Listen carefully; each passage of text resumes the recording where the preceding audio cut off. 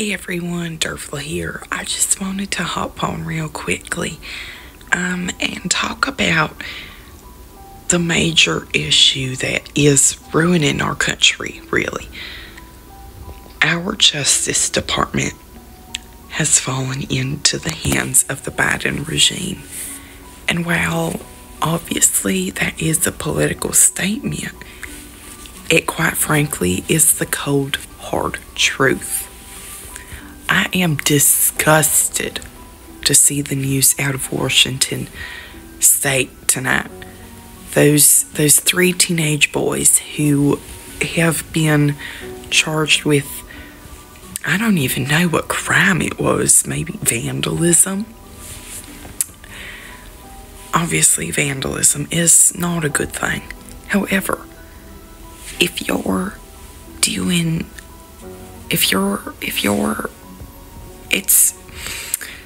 let me back up. Those three teenage boys, they were charged with whatever crime, and they are currently facing, if it turns out the way that Democrats would like, they will face 10 years in prison. 10. That is absurd. And what did they do? They put skid marks that can be taken away from electric scooters on a pride flag road. Now, here's why that's a problem. If we allow these types of crimes to have such harsh punishments for political purposes, our country, our Justice Department, you can say goodbye to your freedom. That is bullshit. And I know that is a very vulgar word. But this is outrageous. I am pissed the off. I cannot sit by and just watch as our country crumbles at the hands of President Joe Biden any longer. I have given it up to here, and I am done sitting by and watching it. That's why I'm running for president, to evict that man from his office, because he is making a mockery of not only our Democratic Party, which we, the babes, now own, but our entire nation. I am disgusted and enraged by the stupid and politically motivated Democratic-controlled, Biden-controlled Department of Justice. They have weaponized our Department of Justice, and that is unacceptable. I said it, and I'll say it before. I'm not gonna sit by and watch while these people destroy our nation. When I announced my candidacy way back in March, I had no clue how outraged I would be at our Democratic president. President Biden, I did not vote for him. And I don't know how anyone could anymore. Obviously, I understand why people would back then in 2020. It was a desperate time. People were suffering, and there was so much misinformation and fear caused by the Democrats, caused by Joe Biden. But it was a scary time. And now we have the chance to turn the tide, to stop this madness, to rise up and say, we have our voices. Stop taking this from us. I have had enough. I've had it. This is outrageous. I mean, even the prosecution of former President Donald Trump, it is political persecution, no longer prosecution. And I am a Democrat. I don't support Donald Trump, but this is outrageous. I'm outraged. I'm so done. We need to rise up, and I fear that whoever, whether it be me or Judy McMillans, whoever is elected, we will be inaugurated on January 20th, 2025. And I fear by then we will no longer have a country to save. That is bull crap, and we all know it. The president has essentially ruined the middle class. You can say goodbye. It's either upper class or lower class. The president has divided Americans, whether it be from MAGA Republican or heaven-sent Democrats. He's divided the two political parties unfathomably, and he has divided races between whites versus blacks by promoting this sort of racial inequalities that aren't happening. It's not happening. And I know I'm a Democrat, but it's not happening. There is not this racial inequalities systematically.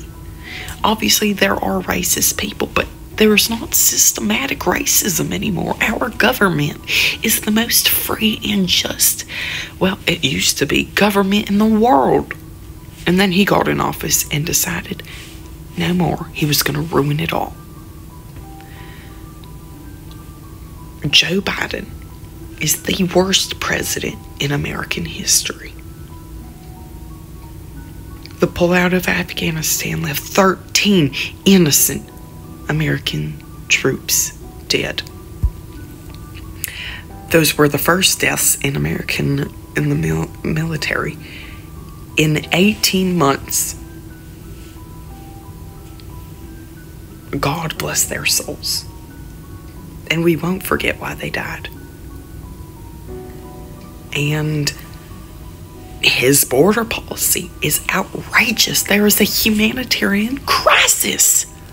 And what is he doing? He's sitting by and letting this shit happen day after day. I'm done.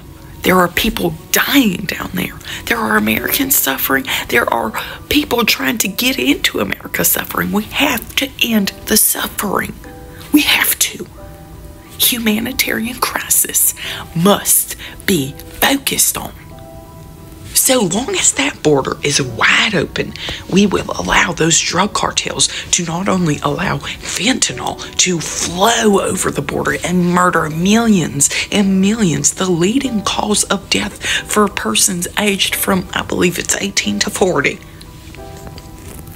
Not only that, but not only the drug cartels, but the people who are being forced to be affiliated with these drug cartels because it's the only way to get over the border.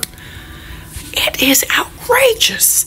I am upset, as we all are, with this president, and it's time we evict that man from his office. Not only his border bloodbath, but his preventable wars in Ukraine and Israel. We all know Ukraine is Nazi Ukraine, is how I refer to it. I know I'm a Democrat, and this is a very controversial opinion to have as a Democrat, but the Ukrainian government is full of Nazis, modern day neo-Nazis, and we must wipe them off the face of the earth, because that crap will never be accepted here on earth ever again. And Joe Biden, just the other day, what did he do? He signed into law that Ukraine will be funded for the next decade. The man knows he's gonna lose. It makes me sick. I could fight that man right now. He does not deserve the presidency. He's sending money to neo-Nazi Ukraine. That's none of his business. It's none of our fault. And you are the ones paying the price for his terrible decisions. Terrible. Why should we, the American people, be funding that neo-Nazi nation? I'll tell you what, we shouldn't. It's none of our business. It's not our job. While you are living paycheck to paycheck, President Biden is out there sending each and every dollar to Ukraine. And then he's going to send it all to Israel and Gaza. Because what's he doing? He's funding Hamas. President Biden is funding Hamas, those terrorists who killed thousands upon thousands and continue to and hold hostages and massacred those people on October 7th. That's Joe Biden for you. So if you think about voting for him this year, don't. Obviously, he's the president, and we all owe a debt of respect. But honestly, I don't know if I want to anymore. And I know this race is only between me and Judy right now, and for the rest of the race.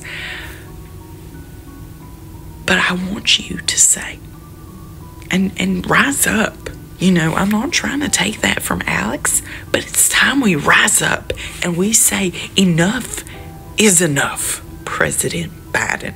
So I want to leave you with this remark because it's important. If we don't vote smart, we could have 4 to 8 more years of this crap.